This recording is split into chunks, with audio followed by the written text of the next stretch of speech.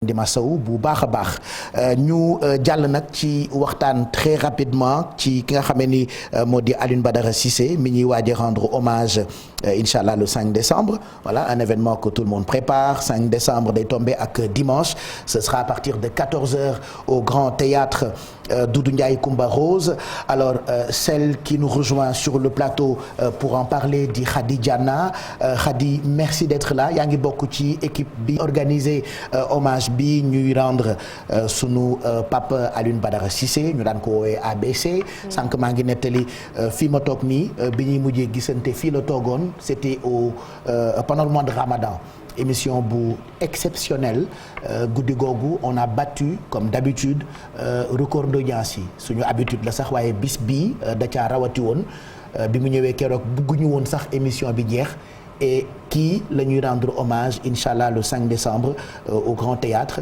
ñu nuyu la bàyyi la nga nuyoog téléspectateurs yi et puis tu nous expliques naka la programme bi nar a demee incha allah le 5 décembre. Bonjour Pape Cheikh salaamaaleykum maa ngi lay nuyu di la remercier. di kontaan di bokk ak yow plateau bi tey parce que da nga di sama frère. te macha allah lu ma nekk def ci sa loxo. di nuyu kilifa kër gi di Youssou Ndour muy Papa ci man. di ko nuyu di ko jox wàccuwaayam. di leen féliciter pour format émission bu bees bi c'est une très très belle innovation.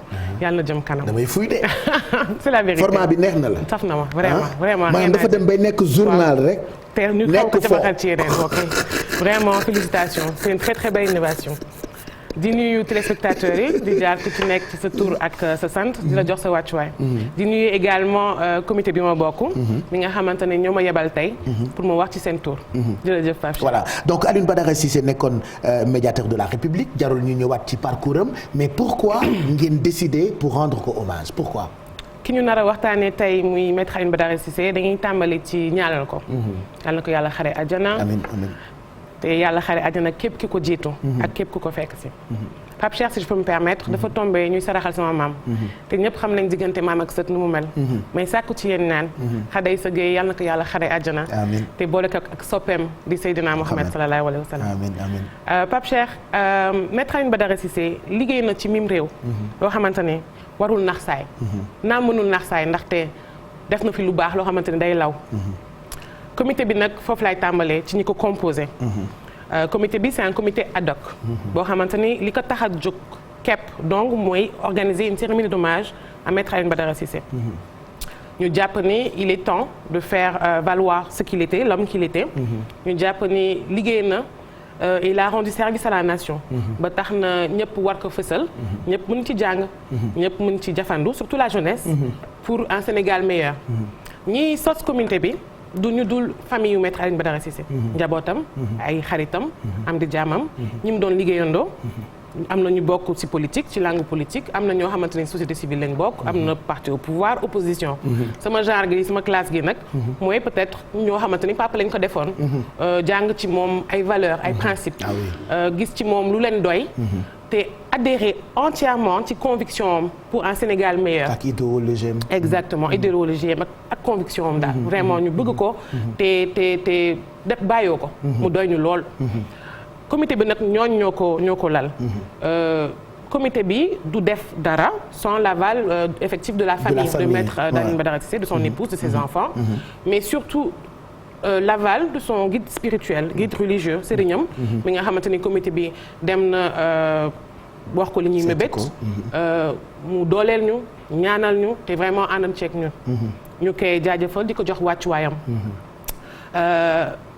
pour répondre vraiment à la question héritage du maître Alioune Badara Cissé parce que liggéeyam sa yàlla dogal na mission am ci kaw suuf yemale na ko fi mu metti lool waaye ñu koy nangu xam ne nag liggéey na fi lu rafet loo xamante ni keroog bi yàlla weddee Pape Cheikh ku sañoon toog place bi mu toog ndax témoignage yi bëri na waaye li ci neex mooy dafa dugg mu nekk témoignage yu am yéene ñu xam ni maître Alioune Badara Cissé amoon na taxawaay ci biir Sénégal boo xamante ni mën na am sax amaana ñun xamuñu ko woon ñu war a xam ne may ñëwaat sa émission bi nga defoon mu nekk émission bu am solo Pape Cheikh di lay jaajëfal sa liggéey parce que fësal nga kan mooy maître Alioune Badara Cissé il a tenu un langage de vérité tey ku déglu émission boobu day yaakaar ne dafa doon tàggatoo émission boobu ku ko déglu tey dans 2 5 10 ans dëgg boobu day law ba day faw des ba tey dëgg la si li mu doon wax daal dafa nekk nit bu dëggu nekk nit bu am ay valeurs ay convictions ñu jàpp ni héritage am boobu noonu nga xamante ni la jeunesse était au centre de ses préoccupations son discours en date du 7 mars le rappelle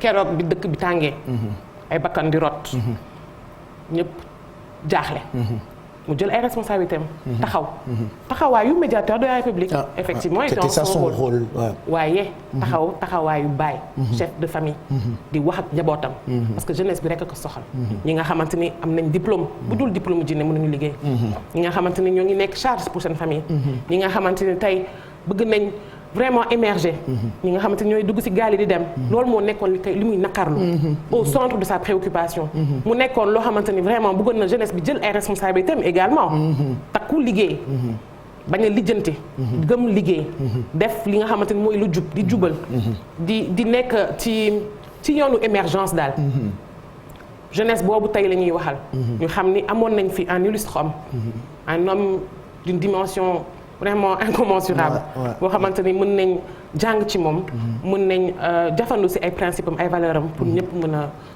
et qu'est-ce qui est prévu dimanche 5 décembre à 14h au Grand Théâtre. Alors la cérémonie se tiendra le dimanche 5 décembre au Grand Théâtre comme tu l'as dit ñu ciy woo Sénégalais yëpp mu nekk bésu ñaan parce que dinañ ko ñaanal mu nekk bés buy xaw a metti waaye dañ ciy sant yàlla ñu xam ni bés boobu dañ ko war a fàttaliku dinañ ko fàttaliku parce que première partie cérémonie bi day nekk ay témoignages ci maître Alioune Badara Cissé ci jaar-jaaram ci kan la nekkoon ay principes am ay valeurs am ce qu'il prônait et ce qu'il incarnait nekk ay témoignages yu am solo yuy am waaye deuxième partie bi tamit elle est tout aussi intéressante ndaxte kat maître Alioune Badara Cissé dañuy naan nit soo génnee àdduna li nga bëgg gën a bëgg lañ lay defaral maître Alioune Badara Cissé ku ko xam ko ci xam-xam xam ko ci quête perpétuelle du savoir ñu jàpp ne dañoo war organiser panel boobu ay kàngam ñoo koy sëkk ay kàngam ñoo xamante ni fu ñu wax ci biir Sénégal ñu déglu leen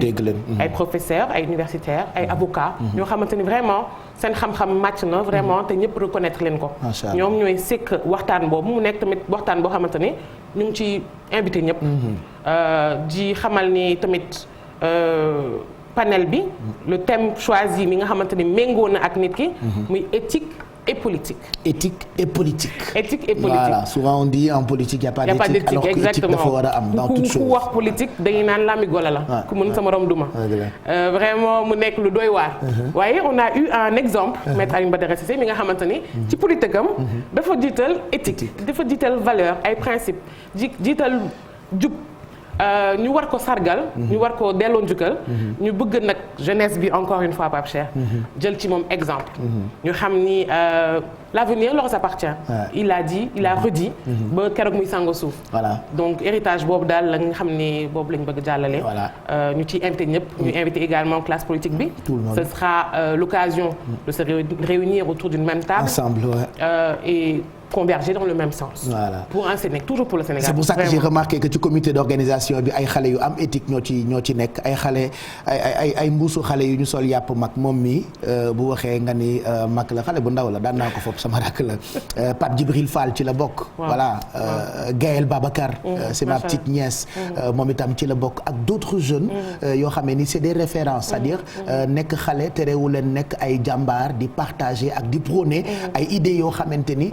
noonu la ko Alioune Badara Cissé daan defee avant ñuy tàggatoo ak yow Khady quel sera le message pour téléspectateurs yi sénégalais yi politique yi anonymes yi ñi ñu xam ak ñi ñu xamul xale yi surtout pour dimanche ci hommage bi ñuy rendre ABC qu'est-ce que tu as envie de leur dire? Pour terminer dañuy remercier ñëpp Pape Cheikh ndaxte organiser cérémonie bu mel nii waroon na mën a dis sañ suñu mag waaye dafa oyof toll ndaxte sénégalais yi ñoo ci ànd ak ñun Pape Cheikh comité bi fëggul fenn mu dëgër macha allah ñu yaatal ñu ko yow mii nit ki moo toll noonu yow mii bi ñu la waxee mbir mi da nga ni sama affaire la c'est une affaire personnelle jàppal ni ni nga ko waxee noonu la Sénégalais bi yëpp booloo pour ànd ak ceeg ñun ñu leen ci jaajëfal vraiment muy oyof lool ñu jàpp ni cérémonie bi nag kenn moomu ko peut-être mérite la moo ko fi liggéey ñu jàpp ni ñëpp war nañ mën a ñëw ci bés boobu parce que ñëpp dinañ ci gis seen bopp mag ndaw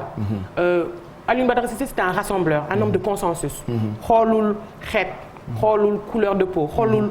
parti politique xoolul religion. mouride beeg tijaan beeg catholique bi cadre bi. yëpp la yemele.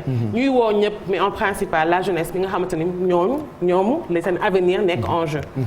voilà en tout cas nous tous on sera de la partie.